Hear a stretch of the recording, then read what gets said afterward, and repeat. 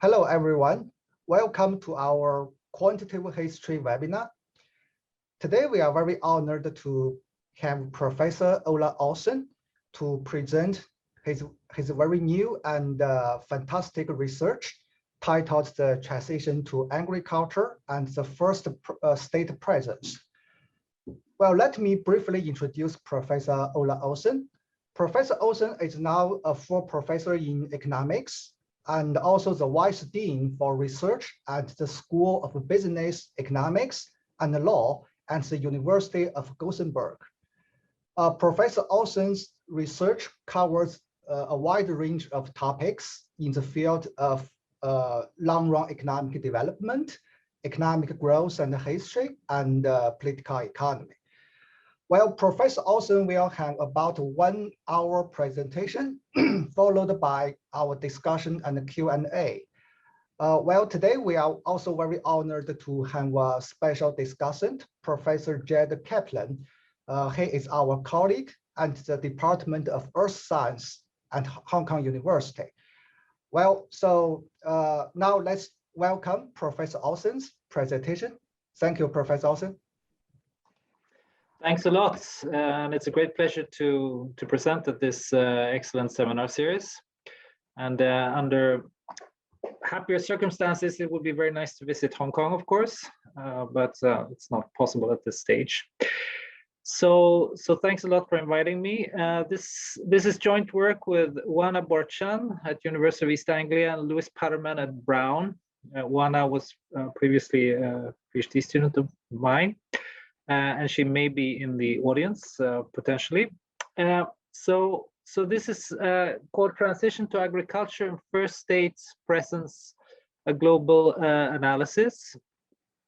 And the main research questions that we ask in this paper are basically what characterizes the historical development sequence from transition to agriculture in historical times to states, to the earliest emergence of states across the world. So it's to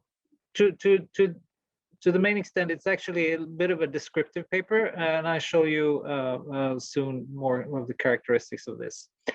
But it's still an extremely, we believe, important period. This period between the transition to agriculture and transition to states. Which has potentially not been that strongly, I mean, research on that has not been strongly formalized in the empirical sense. So another major research question then is, are there major differences between pristine, meaning states that originate independently without any influence from other areas, China being one of these. Also, of course, the early states in Mesopotamia being another, and a few other examples. So we look at the differences between pristine and non-pristine states, and also between what we call internally versus externally originated states, meaning internally are those that kind of emerge without foreign intervention, whereas externally originated then they emerge through, for instance, through conquest or colonization. So we look at the difference in a global sample between state formation processes and these two subsamples. And then we're also interested in what are really the intermediate channels from agricultural production to states. We know that this typically takes a few thousand years, and there are many, of course, social developments that take place from the transition to domesticated plants and animals to the rise of states, and we're looking into this briefly in this paper, but this is of course a huge topic that many others have also studied. So actually, more specifically, what we do is that we depart from a fairly simple empirical equation, which looks like this. So we have, for a cross section of countries, then the time of the emergence of the first states. So this is what we call state age in contemporary country I.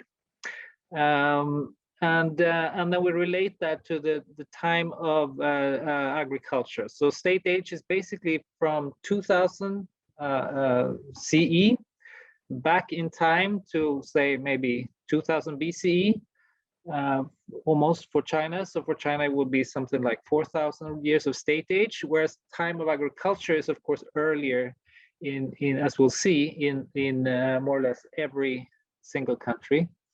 We know that, for instance, in the Middle East, in the current Iraq, we had a transition to agriculture already 10,500 years ago. So time agri would be time 10,500 years ago, whereas the first states in Mesopotamia emerged roughly 5,500 years ago in Uruk. So these are just two examples of the, but we look at this in a cross-country sample. We use a cross-section of contemporary countries. This is a choice that we made in order to be able to link this study to development outcomes, which we have done in other papers. But clearly, sometimes this can be a little bit awkward to actually squeeze in so many historical developments into contemporary borders. But this is basically dictated by our earlier research in terms of following this tradition, but we recognize that this has some challenges, of course, how to interpret these kinds of long histories within contemporary borders. But I won't, in the paper we discuss this to some extent. But anyway, what we hypothesize here is, which is not surprising, that there should be a kind of positive relationship between time since agriculture and state age, in the sense that countries or regions that made an early transition to agriculture should also have older states. And this is what, I mean, this is not a surprising hypothesis, and it's well in line with what most people's intuition would be.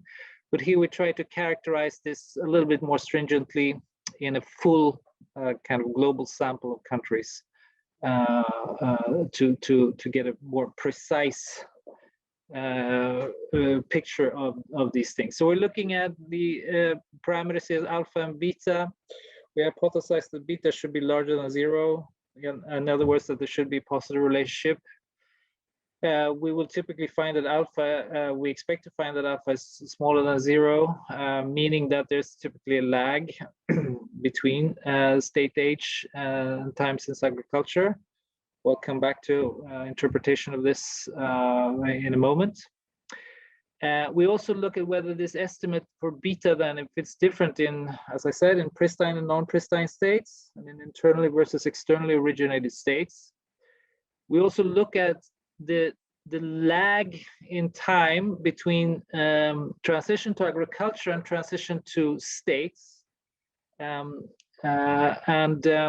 can kind of characterize what this lag looks like across countries. And as you will see, this lag tends to fall as countries or regions approach or make their transition to agriculture closer to the contemporary era. So the lags, as we'll see, tend to be longer for the earliest regions that made the transition to agriculture. We also, as I said, look at some of the intermediate mechanisms here, which I'll come back to in a moment. So just as I've already indicated, a preview of some of the findings. Sorry,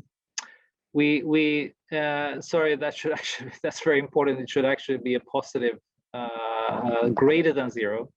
So sorry about that. So we find a beta greater than 0, which turns out to be between 0 and 1, turns out to be about 0.4. So that a millennium earlier transition to agriculture among non-pristine states predicts 317 to 430 year earlier state emergence. So sorry about that. It should be a beta greater than 0. But we also find that beta is lower in externally originated states. and we find that the lag is something for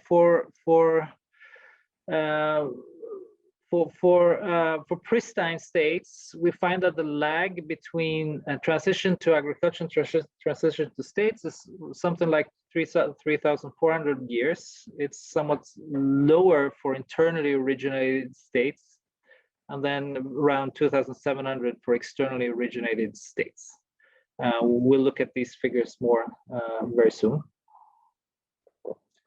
And we also, when we look at intermediate mechanisms, we find that reliance on agriculture appears to have led to a kind of social division of societies, in the sense that social stratification rises, which in turn, which means the emergence of an elite exercising centralized power, and that this is actually one of the, seems to be, from our data, the main intermediate mechanisms from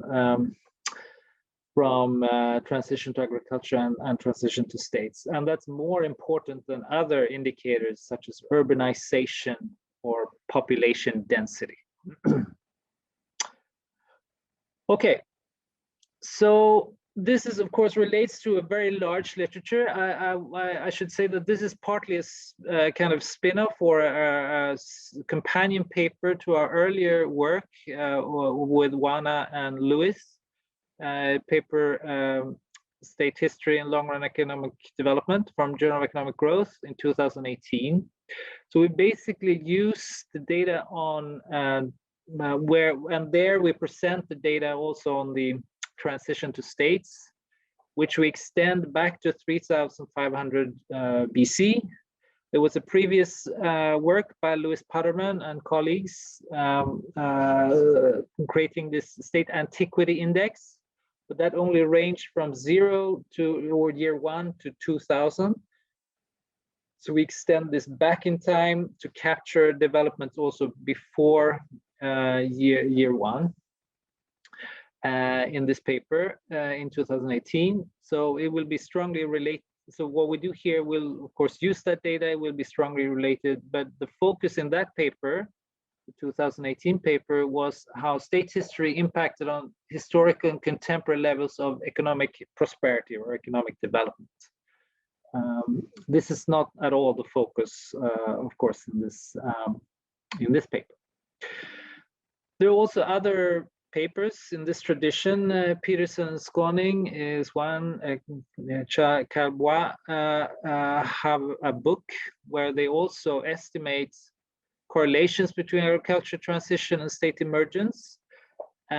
So we're not the first paper. We would argue that we have a much more complete data to do this, but like we find that there's, of course, a positive correlation between time since agriculture and time since state emergence. But we argue we characterize this in more detail, and we use more comprehensive data. We would claim that to be our contribution here. Of course, our work is also related to numerous other works. From my personal point of view, I've been much inspired by Jared Diamond's work, Guns, Germs, and Steel from 1997, but also, for instance, this book Collapse from 2005. Our work here is also somewhat related to Ian Morris' book on why the West dominates, where he compares East Asia development with West Eurasian development, and he actually creates this index of social development, mainly comparing on different grounds levels of social development in China with levels of social development in Europe. So it's a very interesting book. Our approach here is not extremely close, but it's of course related in different ways. Then there are two papers at least that test a specific hypothesis here for state formation, which is the environmental circumscription hypothesis. It's built on Carneiro's work, arguing that some of these early states tended to arise in environmentally circumscribed areas. That is, they were kind of it's core areas, very highly productive core areas that are kind of closed in by less productive areas, and that people thus cannot escape, more or less, so that state formation processes become easier, because the natural inclination of people would always be to just run off when some chief tried to rule over them. So this is the environmental circumscription hypothesis. Schönholzer, in a recent paper, tests this hypothesis in a cross-section of countries. Together with Laura Mayral, I test this in a dynamic sense in Egypt, where we look at a time-varying level of circumscription in Egypt based on climatic indicators, and how that relates to state development in Egypt. So this is a working paper for those who are interested. Then, of course, our work is strongly related to James Kunz and co-authors, one of them being Louis Putterman, and she, of course, and Omar Özak, on the agricultural origins and persistence of the historical Chinese states, looking at the which is similar to what we do in a cross-section sense. So they look at the importance of agricultural origins in terms of millet and rice cultivation, and how that leads eventually to the emergence of states around Erlitu, and then how that expands into megastates. Well, arguably one of the only megastates in the world that had such a development. And then, of course, there are numerous other works on the emergence and on definition of states, which I'll come back to further below. Okay, so I would just, since it's very strongly related to this previous paper, I'll just give you a brief recap of the paper in Journal of Economic Growth, which this paper builds on.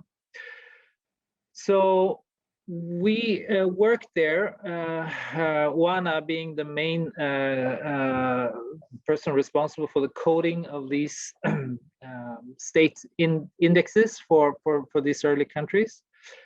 And we rely there, of course, on different conceptions. For instance, from those of Service, Tilley, Johnson, and Earl, of how one should view early states, and how do we define, for instance, the emergence of an early state. And as we detail more in the paper, our definition will be based on the identification of paramount chiefdoms, for instance, chiefs that are not just local chiefs, but actually are chiefs over bigger units, including several tribes, for instance. We look for the appearance of what seems to be a specialized administration, which seems to be a kind of defining feature of early states as compared to tribal chiefdoms. We look at if there's a presence of soldiery or an army that is bigger than just a horde of a ruler or of a tribal chief. We also look at the presence of monumental structures, which quite often then seems to be devoted to actually kind of strengthening the role of the elite and the role of the ruler. So we combine these different indicators then into measures of early state emergence. Of course, we also base it on Weber's definition of a state, such as an entity which upholds the claim to the monopoly of the legitimate use of physical force and enforcement of its order. The basic source has been Britannica Online, but we'll also complement it with other sources. And the data that we have record the approximate date of state emergence within a country's territory, and whether or not the manifestation can be best characterized as a proto-state or a full state. So we have this score ranging from 0 to 1, where it's also based on geographical extension and so on. But we have basically two indicators here of a proto-state or a full state. And we will actually make use of both of these indicators in the paper, but they're the main indicators then of emergence of states. So we count basically the year, the approximate year of the full emergence of either a proto-state or a full state, and then how long ago that was, using 2000 CE as the kind of base year here. So, as I said, we use time from 2000 CE to first appearance of either a paramount chieftain or full state as our main measure of state age. So, for Egypt, this means roughly 5,000 years, 5,100 years. For Sweden, it means something like 800 years. Sweden has been a state for a negligible length of time. We're a very young state in that sense, also compared, of course, to China and to other very early states. But then, of course, there are also states that are much younger. Many of them in Africa, where basically there were, in many instances, there were no states before colonial era. So if we look at, just from this paper again, if we look at the emergence of states, we see across different parts of the world, we see that the Western Eurasia was of course earliest, but actually Eastern Asia, not surprisingly, picked up. And with 100 being that all countries within this area have full states. And we see that some other parts of the world, like Sub-Saharan Africa and Americas, were of course lagging. There were some states, but they were not widespread until the colonial era began. In this data, you can also see some general periods of stagnations, which are interesting in themselves, but I won't go through them here.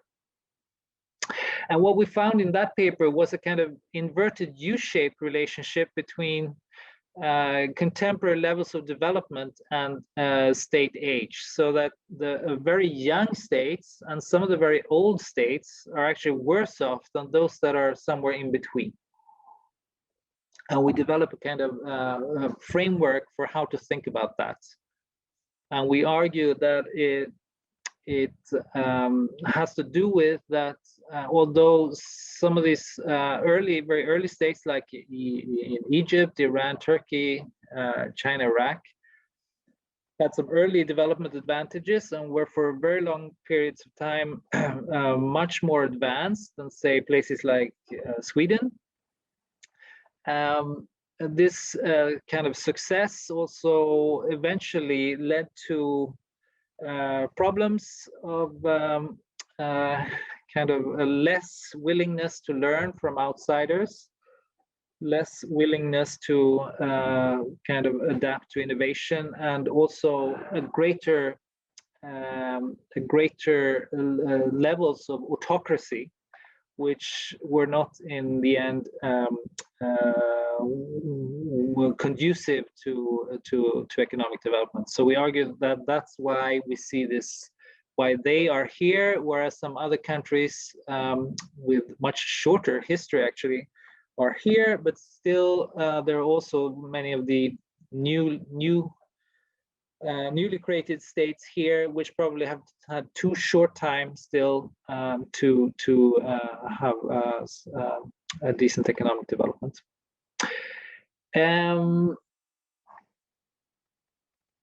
Yes, there are a few questions in the chat. I wasn't completely sure if I should answer these now. I maybe will do so in a little bit of time.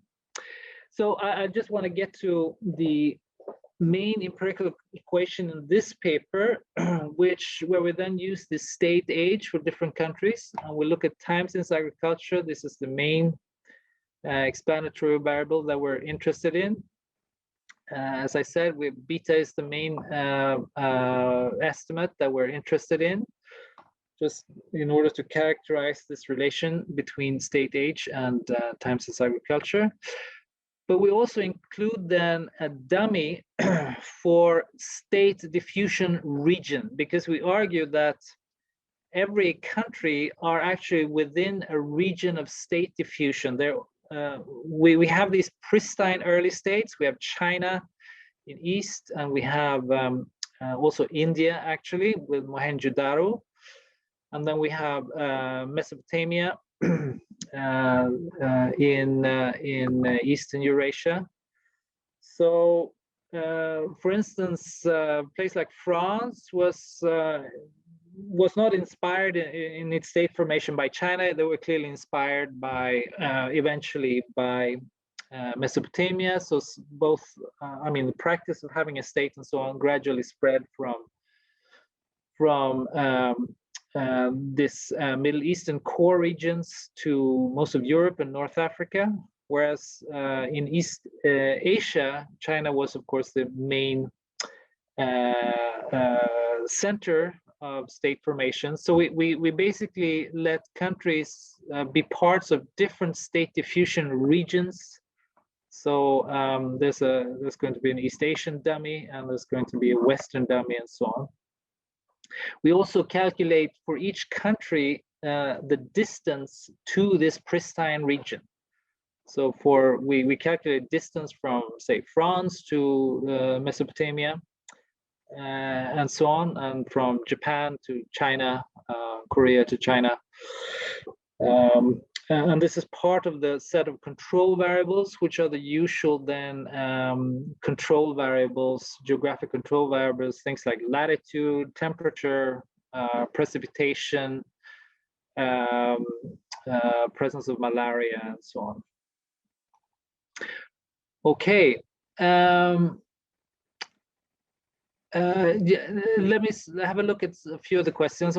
When exactly was the transition from agriculture to first forms of an industrial society? Well, that was, of course, much later. So industrial is not until 1750s, something in Great Britain. So there's I mean, this is a much longer period of transition now from Neolithic transition to agriculture, basically. So so this is not really part of what we look at here.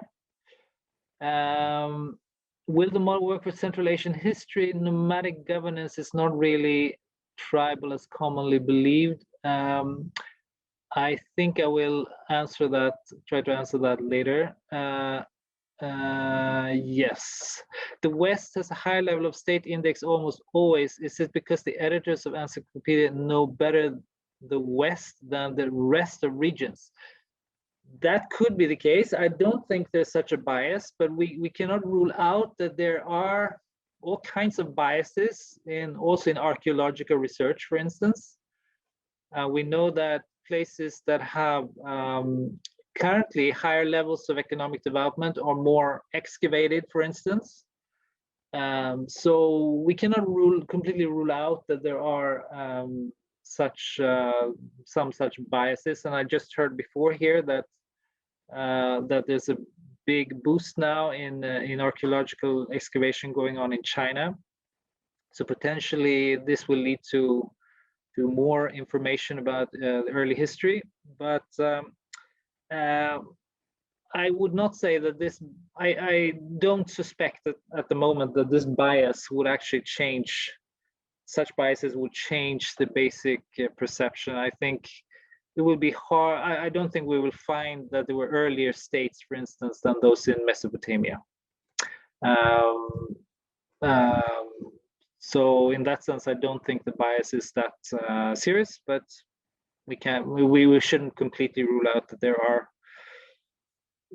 excavation and other kinds of biases in this data. And yeah.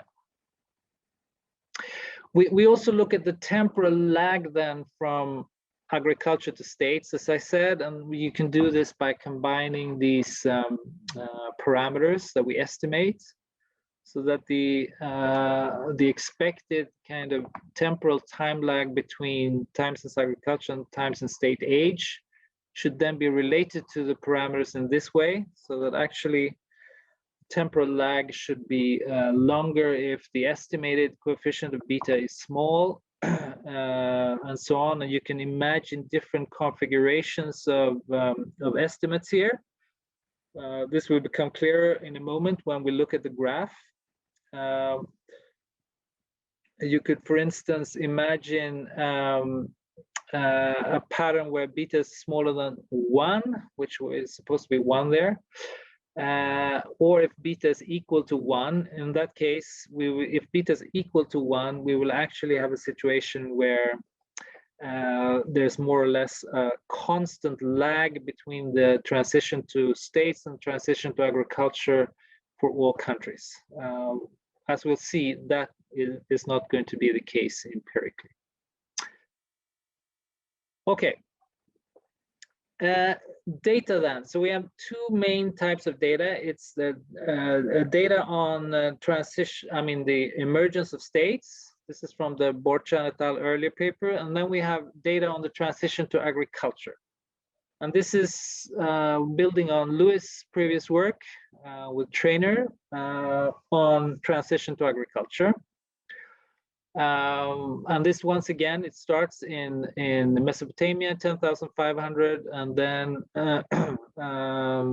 goes on across the world. There are also earliest centers of domestication in China, the earliest centers of domestication of plants and animals in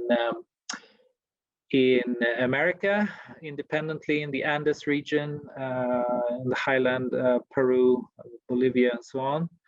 And also in Central America, in Mexico, there's an independent central transition to agriculture.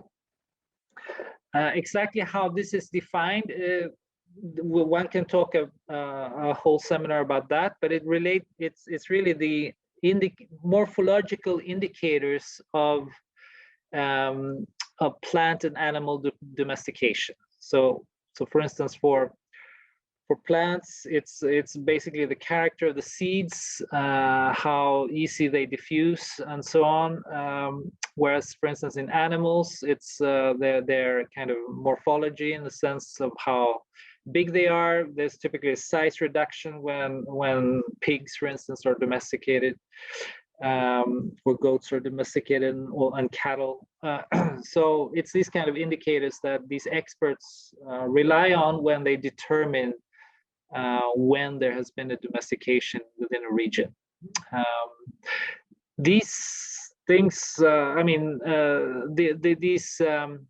this data actually changes a bit because there are new findings all the time. So there's, I think, good reason to update this kind of data now and then, which I think people will do. But apart from that, so these are transition to states and transition to agriculture, those are the main two data sources. But we also look then at diffusion zones from a pristine country. So this is this dummy DJ. We look at the distance of each country to then its associated pristine states. So every country is assigned to a kind of pristine state where they get their main influence in terms of state emergence from. These areas then are Uruk, Erlitu in China, in East Asia, Mohenjo-daro in Pakistan and India. We have the Peru area here in Chavin de Huántar. Monte Alban is a kind of crucial area for the emergence of the centralized states in Mexico. And then Hierakonpolis in Egypt, which is part of Upper Egypt, which was a crucial place for the early emergence of the Egyptian state. And we then also include these very standard, some of them standard geographical controls, but maybe not the first one is so standard. This is the time since first settlement of humans. This is taken from Ola and Olsson, so it's It's from a previous paper where we kind of coded the first emergence of Homo sapiens in places, with Africa being the origin of Homo sapiens, and then the gradual diffusion of Homo sapiens across the world, eventually reaching places, of course, far out in the Pacific, but also places like Sweden, extremely late, only something like 8,000 to 10,000 years ago. But apart from that, we also have these standard geographical control variables: latitude, whether a country is landlocked, distance to river, temperature, precipitation, malaria, and so on. All right.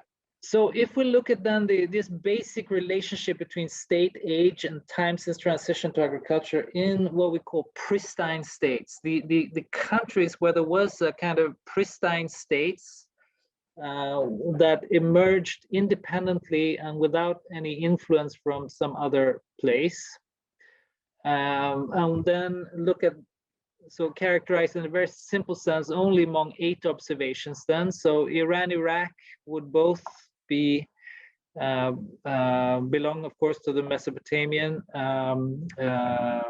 tradition. India, Pakistan would be the Mohenjo-Daro tradition of early states.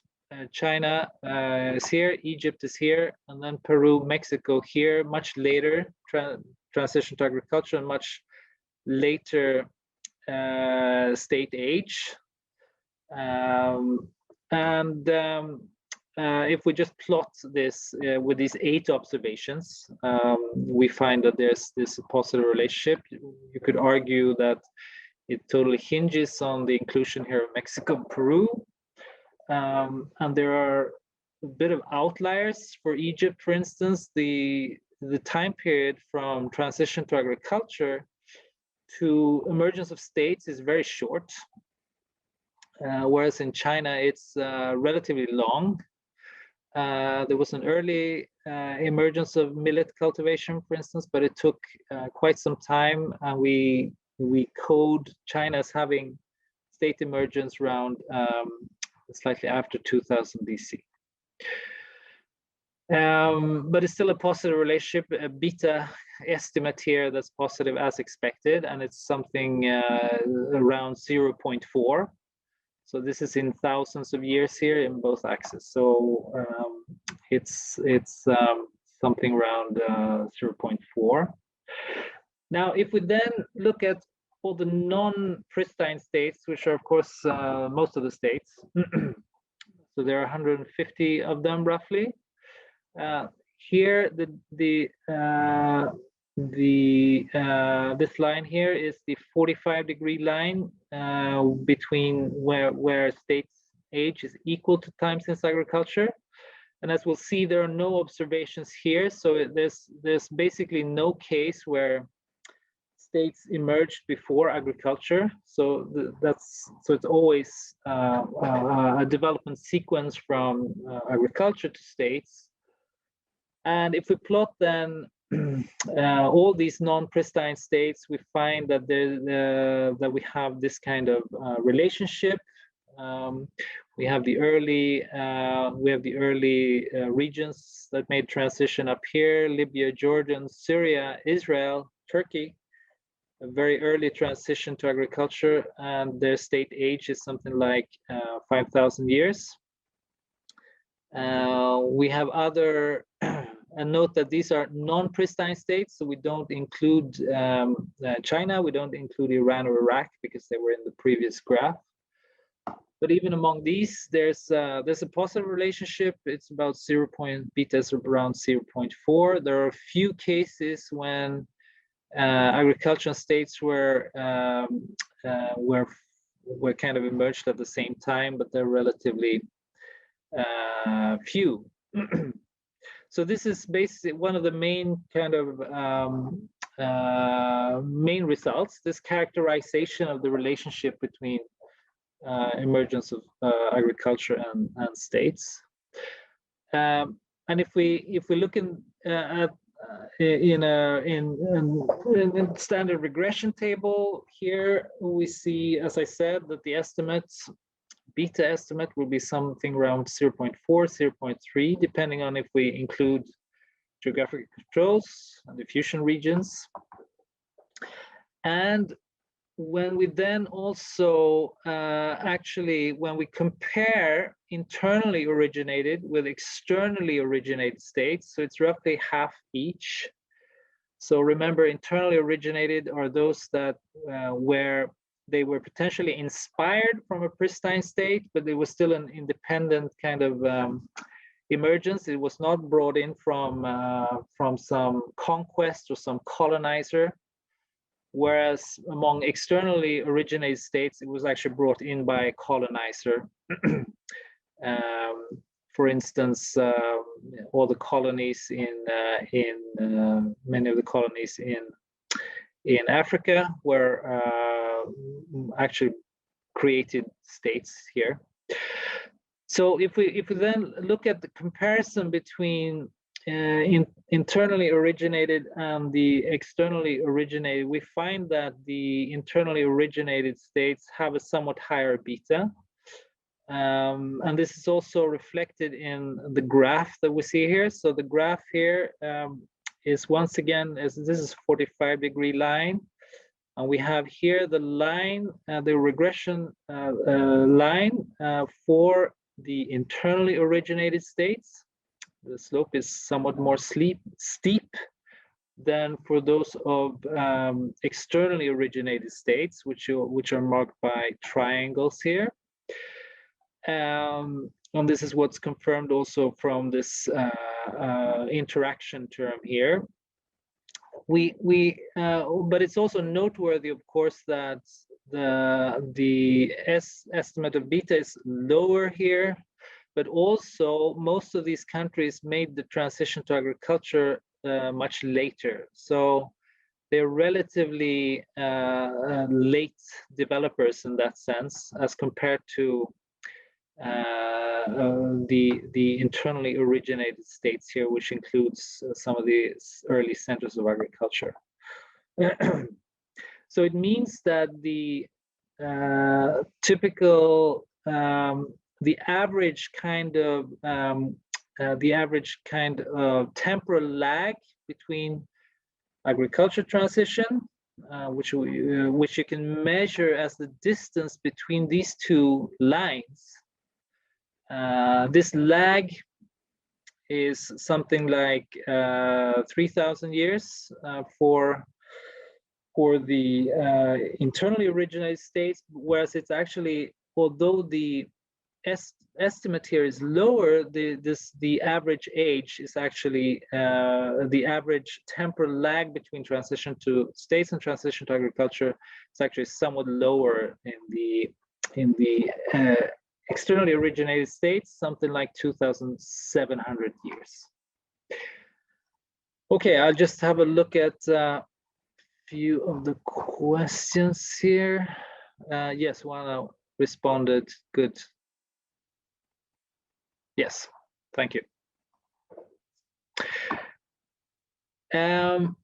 So this analysis so far was based on contemporary countries, which of course has its limitations. Historically, we know that, of course, some contemporary countries were not at all countries, were not at all, the natural area for states formation earlier. For some countries, it's very natural to look at, I mean, contemporary country is quite close to historical states, as it is with, to a great extent, for China, Japan, Sweden, but less so for say, DRC, Democratic Republic of the Congo, or other countries. So, usually the way that researchers deal with this issue is to look at a grid cell level analysis instead. So, and this is not available for the whole world. So grid cell meaning that we just artificially divide up an area into rectangular units, grid cells of equal size, and then we compare the time of transition to agriculture in that grid cell with the emergence of states. And this is, of course, a pretty demanding task. It requires the use of geocoded maps and so on. And we only have available data for this kind of grid cell analysis from then Europe and North Africa and Middle East from EURATLAS, where there's been a coding of presence of states from year 1, 100, 200, 300, 400, and so on up until year 2000. But this is, remember, this is only for the western part of Eurasia, North Africa. So we're still using that in order to analyze this relationship within this other sample. So we have then 2,400 grid cells within this area. We use the data from Harish and Paik. For each grid cell, they compile a variable that basically retains the number of centuries of state presence. So this is not exactly similar to what we do, because then we look at the earliest incidence of the earliest presence of a state, how long ago that was. But we argue that this measure, say if there were 17 centuries of state presence, that should still be a good indication of when the first state emerged. But it's not exactly the same thing as what we do in the cross-country analysis previously. So therefore, one should keep that in mind, but still we argue that this should give a pretty good indicator of state age also in this sample. And so there are data of state age, and then we complement this with data from 765 Neolithic sites that were all dated. So meaning that we have these sites across Europe and across North Africa and so on, and they have a certain age showing when there was a transition to agriculture. And from those sites, you can then calculate roughly the area of roughly when a grid cell transited to agriculture. You can base this on GIS methods. You can kind of, for each, based on these Neolithic sites, you can calculate the average kind of age of transition to agriculture for each grid cell. So in this sense, you can then have data for all the grid cells on transition to agriculture, and then also transition to states. And when we put this then in a sub-country analysis in table 2, we find a somewhat similar pattern. We have a positive beta here as before. We include control variables, a few control variables, and also country fixed effects, because these are now just, of course, grid cells that are not defined as countries. But if we include country fixed effects, we still get this positive relationship, the beta coefficient being down to 0.10, but still very strongly significant here. So it's just a complement, I would say, to the cross-country analysis, but in a more narrow sample. Okay, and lastly then, in the main section, empirical section, we're looking at mechanisms. So we know now that there is, as we expected to find, a very close correlation between transition to agriculture and transition to states. What can we say about what happens in between? What are the other characteristics of this social development that happened during this period that seems to matter in a global sample? And here, of course, there's also big literature. Jared Diamond's book gives a nice account of many of these development stages between agriculture and states, and also, of course, then from states to modern outcomes. We have the very important book by Johnson and Earl that characterizes political centralization and how that's related to economic intensification. And we have, of course, the important work by Peregrine et al. Also on this. And there are many different theories for different parts of the world. Well, they're emphasizing the importance of different things here. We talked before about the importance of environmental circumscription for some places like Egypt, potentially also in Mesopotamia. But there are also others focusing on the importance of domination and conflict for the rise of states. We have Wittvogel's famous account of the importance of irrigation systems in Egypt and also in China. The need for irrigation actually kind of led to an emergence of centralized political organization. So of course there are many different theories here. We will not fully take into account all these different theories, but what we will then use is a few channels that are very conventional, believed to matter, and it's population density, and the argument being that the emergence of agriculture leads to sedentism. People live in villages permanently; they don't move around. Because of that, it's easier to have many more children. Fertility rises and population density increases. That this is an important. It's argued that this is an important intermediate step. Then we also have urbanization, which is part of the similar process. If you become sedentary, you live in a village all the time. You have fields outside. Those villages tend to grow and eventually grow into major cities, which in turn would be, it's argued here then, important for state formation. And there's also, of course, believed to be another key indicator is believed to be this social stratification, the fact that that inequality in terms of social stratification increases, that an elite kind of rises and take control of and tax a bigger population, and that this is actually also a central part of state formation processes. So we're going to use data on these types of changes then from the very often used index of cultural complexity, the ACE or ACE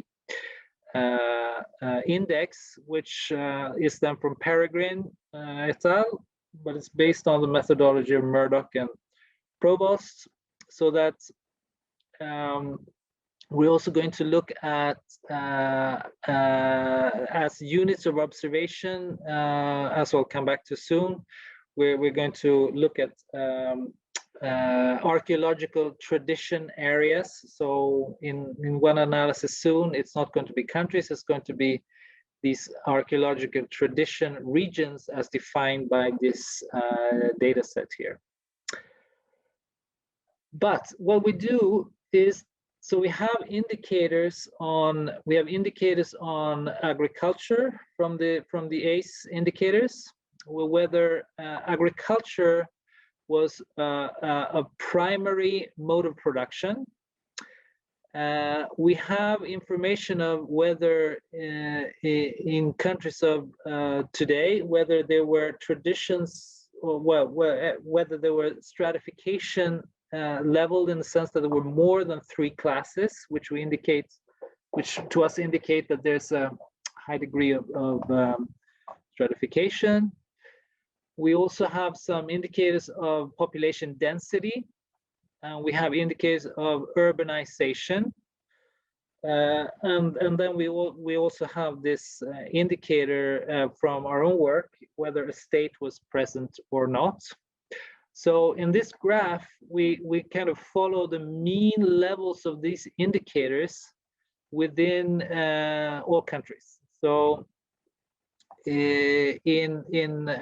for instance, and over time. So this is now looking at development over time of these indicators, just to get an idea of how they have co-evolved. So in 21 percent of the countries, there were agriculture was the primary mode of production already in 5000 BC. But there were no states, of course. We know that they only arrived later. States emerged in a very few countries, like Uruk, by 3000 BC, and then there are more and more as we move to 1000 BC. But as we can see, of course, agriculture becomes more and more important. These are the black bars, and the other bars also rise. And after they have risen, then states, the red bars, tend to grow as well. So there seems to be some indication already here that at least that they tend to develop in tandem over time. So that's all that this graph basically shows. This is the mean level within countries of today, and here we focus instead of the maximum levels within countries of today. So in some countries, there were actually places where there were, because contemporary countries are very big, some places there were several different traditions. And here we look at instead of the maximum within contemporary country borders. But we see still a similar pattern here. States, of course, presence of states grow, presence of agriculture as primary production grow, and then these indicators also grow over time. So it seems to suggest that this is kind of co-evolution of these factors at least. But more specifically, then we look at regressions with these mechanisms. So we use now a modified empirical specification where we look at state age as the outcome variable, but we include time since agriculture, but we also include the intermediate mechanisms, the social stratification, urbanization, population density, as well as distance to pristine state and latitude in these regressions. And so the question we ask here, will beta actually remain significant when these proposed mechanisms are included? Of course, if when we don't include M and time since and beta is significant, positive, and then we include M and it's not significant, then that would suggest that in a very simple sense, that M could be an important intermediate mechanism. We also sometimes here include an interaction term between time since agriculture and M in order to check whether the presence of intermediate mechanisms actually decrease the estimate for the importance of time since agriculture.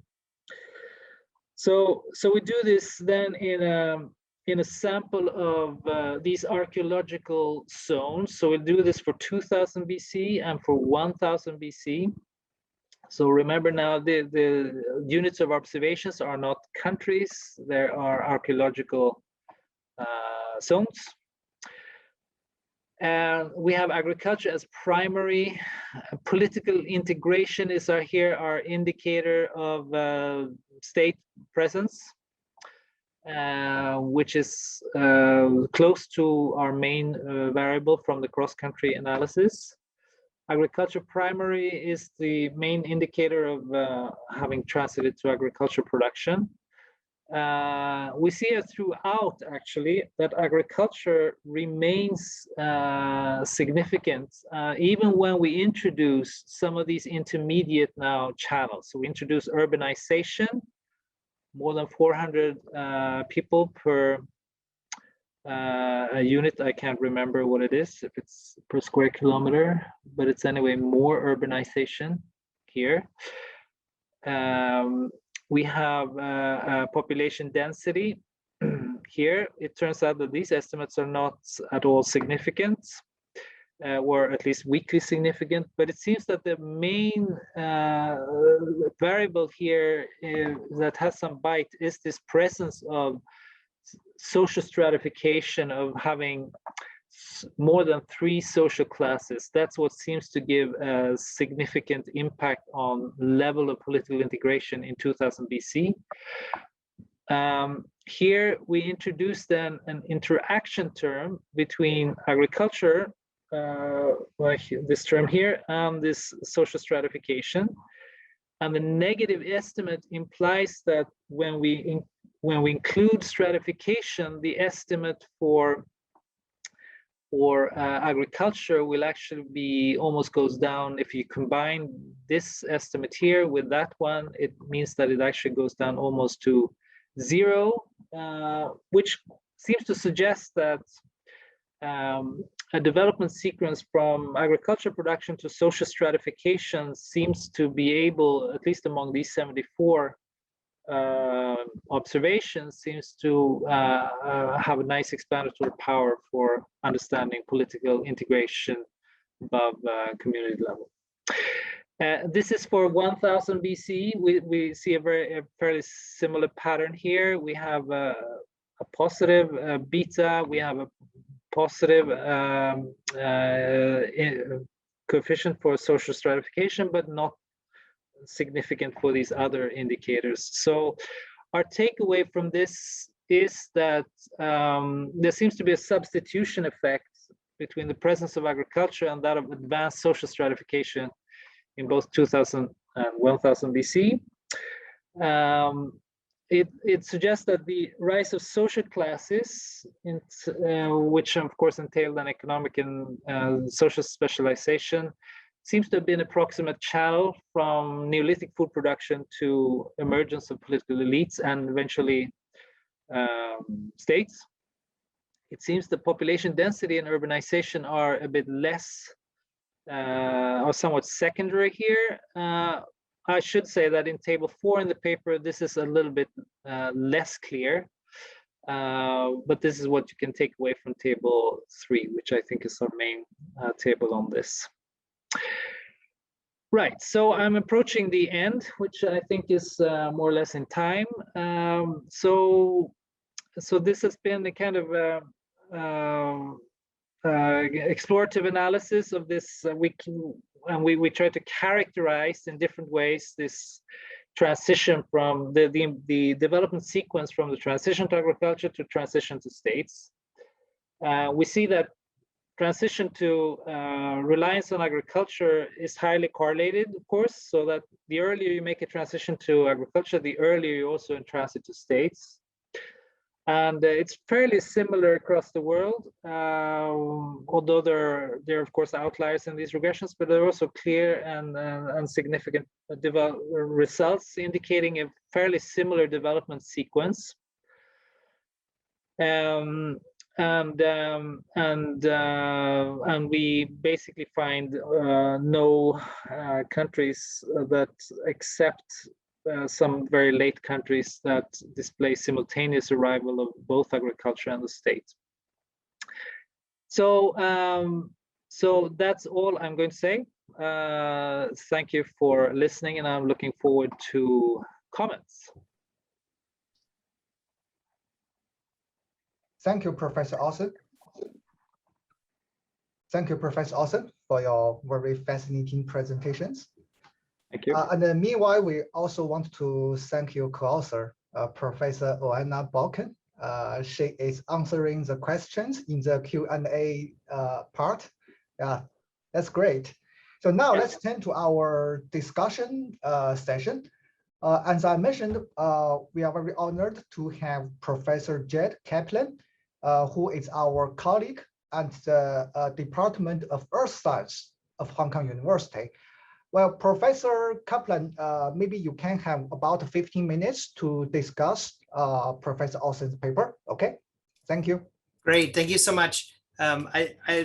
Actually, I think there are a lot of really interesting questions, and I always really enjoy the discussions that come from these sessions. So I'll try to keep my comments short. Thank you very much, Ola, for the really interesting paper. I particularly enjoyed this exploration, this data exploration with this large data set of the different way of the sort of trajectory that societies follow. And one thing that struck me was also that the earlier agriculture emerges or is adopted by a society, the longer it takes the state formation process to occur. So there's a certain compression of that process over time, if I understood that correctly. And you didn't really comment on that, but I wonder if you might comment on that in a moment. You know, what is the reason for that compression of this process over time, and why does it happen faster? The other thing that really fascinated me about your results were perhaps the outliers. What's going on in those states or countries in the definition that you use them in the present day country boundaries, if you want. What's going on in those places that really fall quite far off the line? And so I'm thinking about Papua New Guinea, for example, which actually I think your agriculture date for New Guinea is probably too late. I think agriculture has been in New Guinea, certainly in the New Guinea highlands since the Middle Holocene, so probably a couple thousand years earlier than the date that you give to it. In fact, it's known that the New Guinea highlands are one of the places where agriculture originates spontaneously, if you want, so it's not influenced by discoveries or adoption of agriculture from anywhere else. Yet New Guinea, at least in your analysis, never forms a state, and I think it's probably true until the colonial era. So why that perhaps is maybe the most exceptional example of a state level societies that never of an agricultural society that never emerges into a state. On the other hand, one of the other ones that's way off the line is Sudan, I think, where you have, let's see, relatively early state formation compared to the expectation. So it'd be interesting if you could comment on what's going on in Sudan as well. And then I was kind of racking my brain trying to think if there are any examples of non-agricultural states, because you conclude that there are no states that emerge before agriculture. I think it probably isn't an example of a state that's not agricultural, as long as you assume or you agree that animal husbandry is a form of agriculture. So we can talk about nomadic pastoralists and even the sort of pastoralist empires that develop in Central Asia, and that really probably don't rely that much on farming as a way. And so there, I think that's where probably some of the arguments about things like population density fall flat. But on the other hand, you clearly have a kind of very complex state level of organization in some of the Central Asian empires which arise and emerge through history. Finally, so the transition to agriculture, I think in general, and this is maybe more of a data question than anything else, is hard to define, because I noticed, looking through the data table at the back of your paper, there are clearly some countries that have had agriculture much earlier. But if you take a diverse country like Mexico, and you use the Valley of Oaxaca as an example, there's evidence for domestication of maize already sort of 8,000 or 9,000 years ago. So it's not really, but it is a very long and slow process. So is the adoption of agriculture sort of a sort of a generally accepted threshold when a certain percentage of the population is really farming as opposed to, say, hunting and gathering, or how that works? And then of course also in the example of Mexico, you have different forms of agriculture that arise at different parts of the country because they have highlands, lowlands, rainforest, desert, and things like that. So it's not all the same type of farming, which I think complicates perhaps the way in which you can do this analysis. Finally, and this also emerged during the Q&A, which has already been entered in the list there, and these questions are great, and I hope we get a chance to discuss them some more.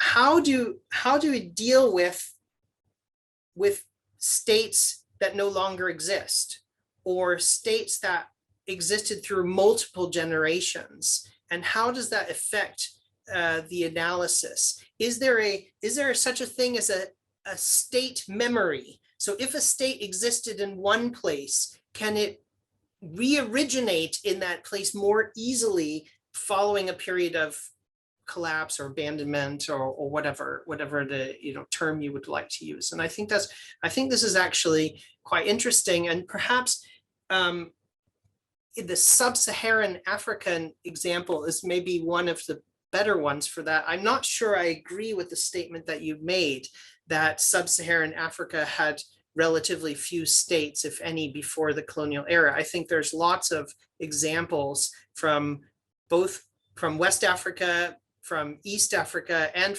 even from Southern Africa. If I think about places like Great Zimbabwe or Buganda or Geno, that represented states that formed and either already ended before Europeans arrived, or really ended with the European colonial era. And so when I look back at your data table and your paper as well, I'm not sure I really agree with classifying a lot of these sub-Saharan African countries as being influenced by the West, or there's a column in there about their influence category, and what is it called, state diffusion region. And I'm not really sure if that's really supported by what we know from the archaeology of sub-Saharan Africa in particular, but that similar kind of things may have occurred elsewhere as well. I'm thinking about Pacific Islands, for example. So that's just a few of my comments. It's a sort of a laundry list of maybe open questions that I had, and I think perhaps it's, instead of me just sort of rambling on, I think it's maybe better if we can have a little bit of a discussion on these and then open it up to the rest of the audience as well. Okay, thank you, Professor Kaplan. So Professor Olsson, would you like to briefly reply to Professor Kaplan's question? Yes, so thanks a lot for the very nice comments, which are well taken here. I mean, the beta smaller than 1, you refer to the compression of the lag, and that's true.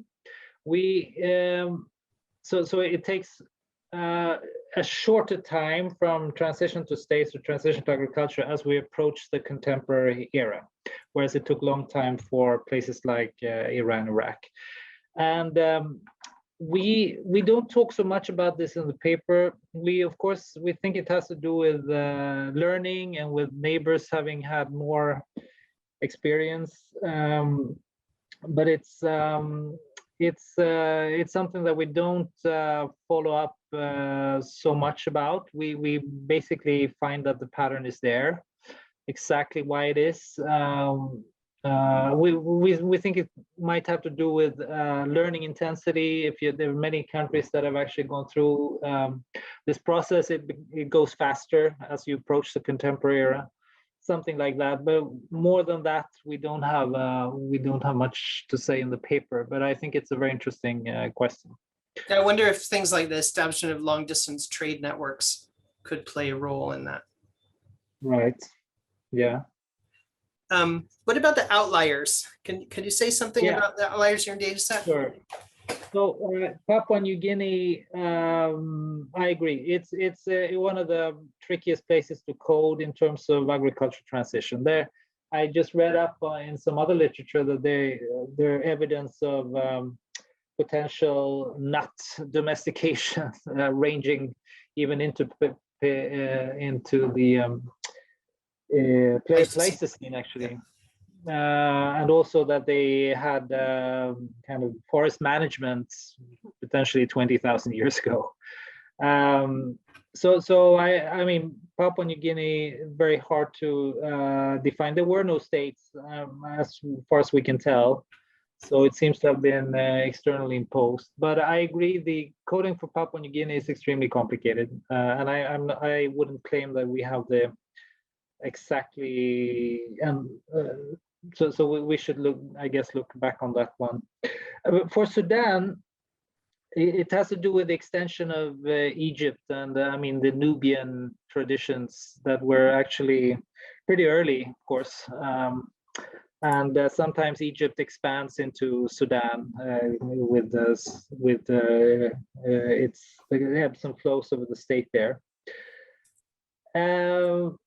Agriculture versus nomadic pastoral, I guess you might think of like a place like Mongolia, which is very reliant on mainly pastoralism, not so much on agriculture. But these are, of course, we define that as agriculture in the sense that they use domesticated animals. Sure.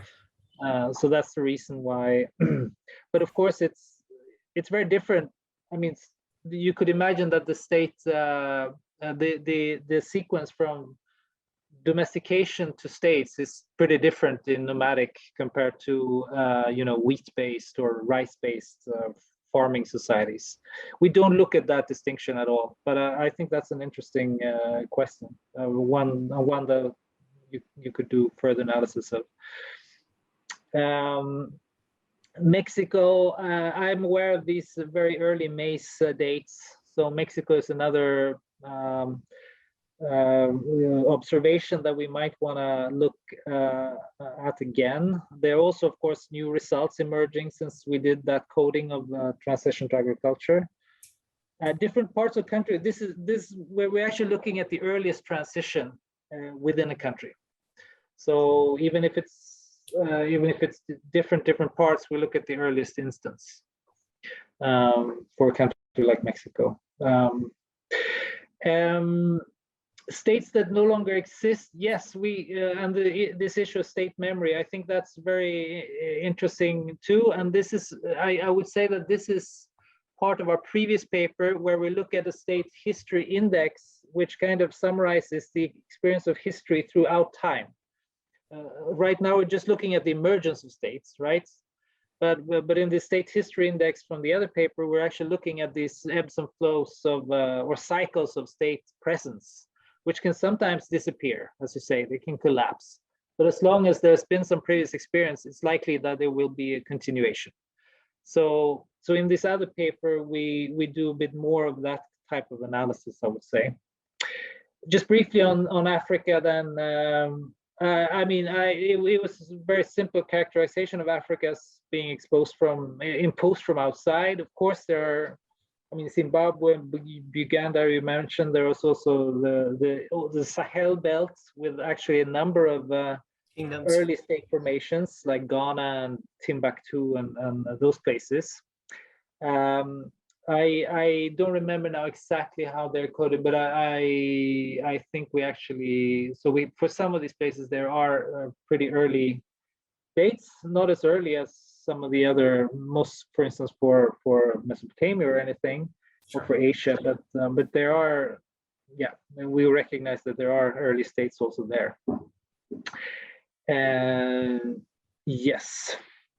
Yeah, I think that's I should stop there to give other people. Thank you. Thanks for the comments. Thank you. I think Professor Chen wants to ask a question. Okay. Yeah, thank you, Ola. So this actually maybe I first want to follow up on two things both of you discussed. One is Papua New Guinea. I think somebody also mentioned in the chat Q&A room that this paper by Luigi Pascali, where they look at perishable versus easy to store agricultural products as the main output. So there, that raises a demand for private property protection and so on, versus in places like Papua New Guinea, where if the main agricultural product is tuber, then it's not so easy to store, and then there's no point to develop very complicated political authority when there's not that much need for private property protection. The other point regarding Mongolia, I know several people have asked about nomadic versus non-nomadic settled people. But I think maybe the main feature, the main definitive feature of agriculture, as you use the term, is really this a sedentary way of life. So if people really settle down, that just changed many of the social, economic, political dynamics. Whereas for nomads, if they just keep running around, then it's very tough for social structures, let alone very formal political, administrative structures to be set up. If we use the example of the Mongols, the Mongols, they took over China, but the whole Yuan dynasty did not really last that long, partly because for them, they were not familiar with the kind of state apparatus or the state administrative structure. So it was very unnatural for them to really take over all of China and then be the ruler when they were totally unequipped to do that. So I think, if anything, the Mongols, as an example, just demonstrates that when a society to begin with was not so stratified socially, and the social structure was not so complicated to begin with, then they were not really ready to take the social structure to the next level. So this is in some ways why I thought maybe social stratification, inequality, and so on, this may be necessary conditions for state formation, but not sufficient. Using our data, I could see that a very high level of inequality persisted for several thousand years in China before the first state was really formed. So stratification was necessary, but by far not sufficient. So this is why I want to raise this question about the occurrence of risk events to be the trigger for the state formation process to really be started. So in other words, what you have listed as controls may amount to necessary conditions, but you need some sort of a sufficient condition to be also in place in order for the state to be formed.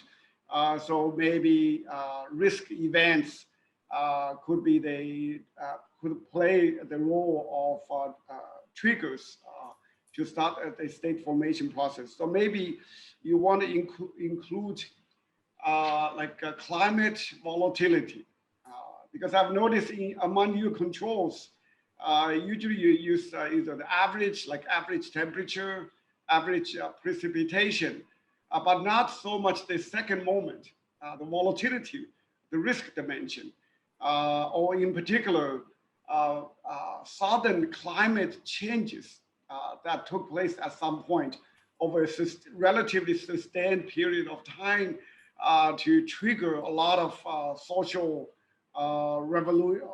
political revolutions and wars and deadly violence to force the society to move, to rise to the next level by establishing more complicated political authority. Yeah.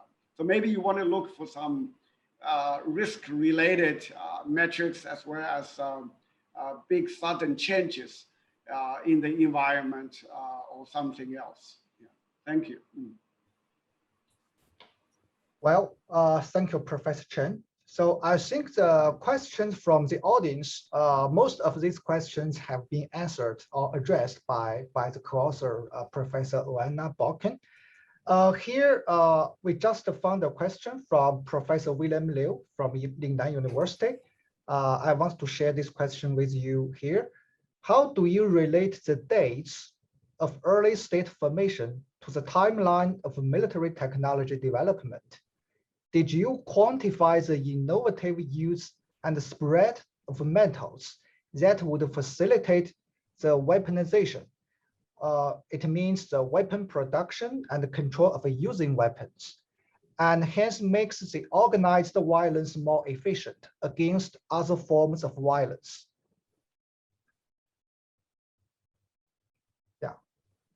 Yeah, that's so. Thank you for also to Chiu Chen for very nice comments. The spread of, I mean, one of the things that we look at is not so much weapon technology, but the presence of armies and so on. So in this paper, we don't have an indicator for metals and weapon technology. In the other paper. In the other paper that we wrote, we relate to this kind of technological development, but we don't do that in this paper. So I would like to refer the researcher to that paper for that, where we have some information about the spread of that kind of technologies, but not in this one. And if I just may respond to Chiu, I think I agree with the development sequence that we have in mind to population density, to social stratification, and so on. It's mainly for farmer type of societies, as you say. It doesn't fit very well to nomadic, which is something we might recognize or study further. Actually, I think that's very interesting. And also, climate volatility, I agree. Not just the average levels matters, also volatility. But we actually, and this is the object of some other research that I'm doing. One paper on Egypt, where we look at the volatility of climate there, how that over time impacts the presence of a state and actually the strength of the state there. But I agree, it's very, very important for understanding these kinds of developments. Yeah, it's really interesting the way you pose that question, because a lot of the literature and certainly the media has focused on the role of climate variability and state collapse or whatever, state decline, whatever. So you're suggesting, and I think rightly so, that there's maybe a link between climate volatility or climate variability and state emergence in some cases, particularly where you have those geographic constraints that Ola was mentioning. So people can't just leave when there's a climatic crisis. But there's really interesting questions about why in some cases does a society sort of rise to the occasion and increase its complexity, whereas in other cases it declines in response to climate variability. And this is still a very much open question for research. Okay, I think time's up. Thank you again, Professor Olsson, for your fascinating presentation. And thank you, Professor Kaplan. You make our discussion very interdisciplinary, right? Very interesting. Because most questions have been addressed, I will not repeat them here. And finally, I want to remind the audience from the Facebook or other platforms, please pay attention to our updates, and maybe you can sign up to our mailing list in order to receive future events. And we will soon announce the time and arrangement for next webinar. Please stay tuned. Okay. So thank you again for your attendance. We look forward to seeing you in next event. Thank you. Thank you. Thank you. Bye. Thank you. Bye-bye.